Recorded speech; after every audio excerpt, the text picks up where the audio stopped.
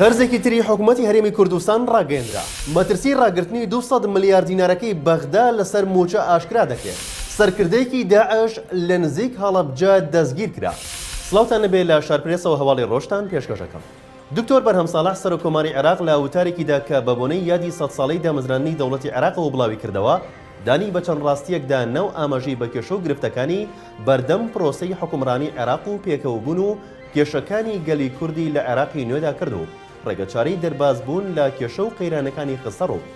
دکتۆر بەرهەم لە وتارەکەیدا سەبارەت بە کێشەکانی گەلی کورد وەک نەتەوەیەک لە نێو دەوڵەتی عێراقدا باسی لەوە کردووە کێشەی کورد لەگەڵ بەغدا کە لە سەرەتای دروستبوونی دەوڵەتی عێراق تا ئەمڕۆ بەردەوامە. پێویستی بە چارەسەر و گفتوگۆیەکی جدی هەیە کە لە بەغدا زامنی شەراکەتێکی ڕاستەقینە بکات لە ڕێگەی چارەسەرێکی بنەڕەتی کە خزمەتی سەرجەم عێراق بکات.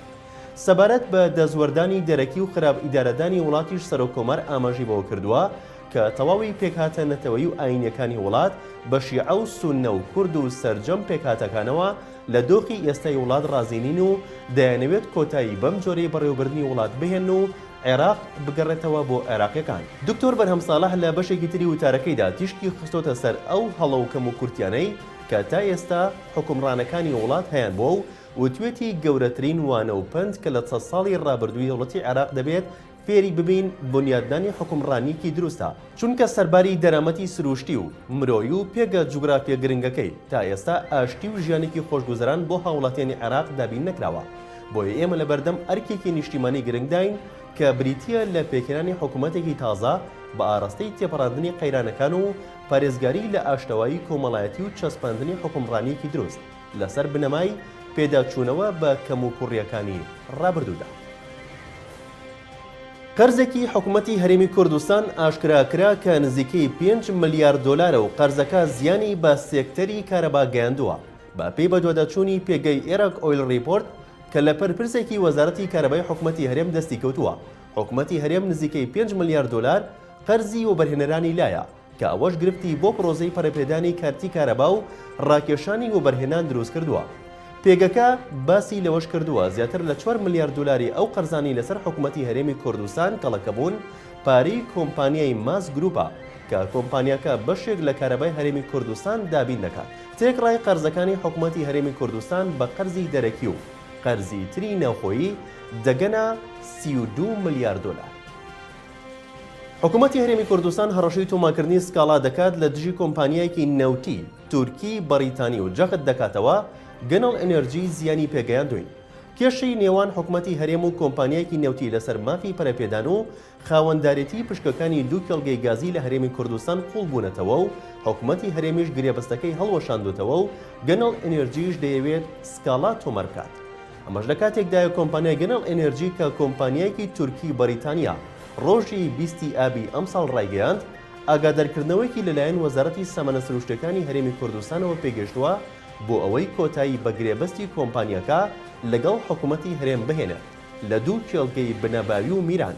ئەمڕۆژ حکوومەتی هەرێم لە ڕاگەیەندراوێکدا ئاشکرای کردووە کۆمپانیای گەنەڵ ئەنێرجی خۆی کۆتایی بە گرێبەستەکەی هێناوە بۆ پێی کە ڕایگەیاندووە ناتوانێت ئەرکەکانی لە چوارچەوەی گرێبەستەکانی لەو دوو کێڵگەیە بەجێ بهێنێت.